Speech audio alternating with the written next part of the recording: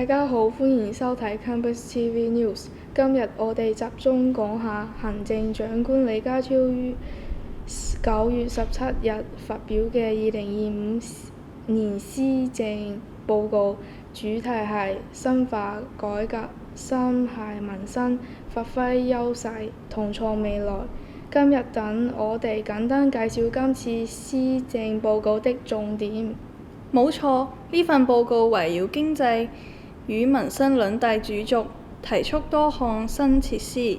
首先喺治理方面，政府將建立部門首長責任制，強化問責機制，並成立 AI 效能提升組，推動人工智能技術喺政府部門嘅應用，例如引入 AI 客服、AI 報案、數據分析等公共服務。而在土地與及房屋政策方面，政府計劃未來5年興建近19萬個公營房屋單位，並加快簡約公屋落成，推出長者樓換樓先導計劃，照顧長者住屋需要。喺經濟發展方面，政府將加快北部都會區建設，成立北都發展委員會，並訂立專屬法例以簡化程序，同時推動新型工業化，包括飛機回收、新能源產業以及生命健康科技發展。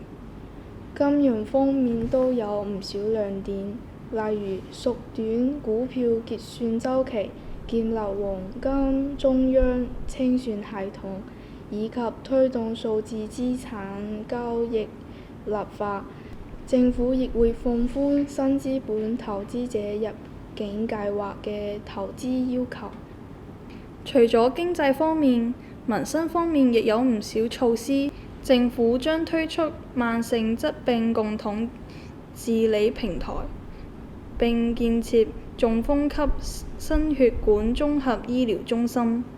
精神健康亦獲關注，將推行涵蓋預防治療嘅支援措施，提供免費精神健康評估和安排跟進。另外，政府將推動青年發展，包括青年人才培養計劃及啟德青年驛站活動。教育方面，將加快建設北都大學城，並提升中小學數字教育。最後喺社會共融方面，政府將建設安老宿位、照顧服務券，並鼓勵生育，例如延長初生嬰兒免稅額至出生後首2年。整體而言，2025年施政報告展現政府在改革、創新與民生方面嘅多元部署。未來幾年，香港將面對不少新發展。係啊，今日因為時間關係，未能夠將各政策詳細說明，希望各位同學多留意不同嘅社會政策，了解社會嘅運作。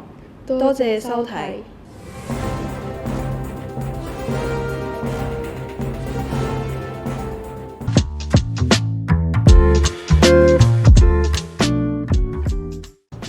Welcome back to 1 Minute English, where we teach you useful phrases you can use in your everyday life. So today's phrase is "that is awesome." 呢個係咩意思啊 Miss Lisa？ So "that is awesome" is the same as amazing. You use this when you see something interesting or impressive. 即係呢個可以表達我哋興奮同埋喜悅嘅心情。當我哋見到一啲即係啲朋友俾我哋一個好好消息啦，或者我哋睇咗一個好精彩嘅電影，或者係一啲節目嘅時候，我哋就可以用 That's awesome 嚟到表達我哋嘅心情咯喎。So next time, you can use "that's awesome" when you play a new game, you watch a new movie, or go to a new place. So that's all for today. See you next time.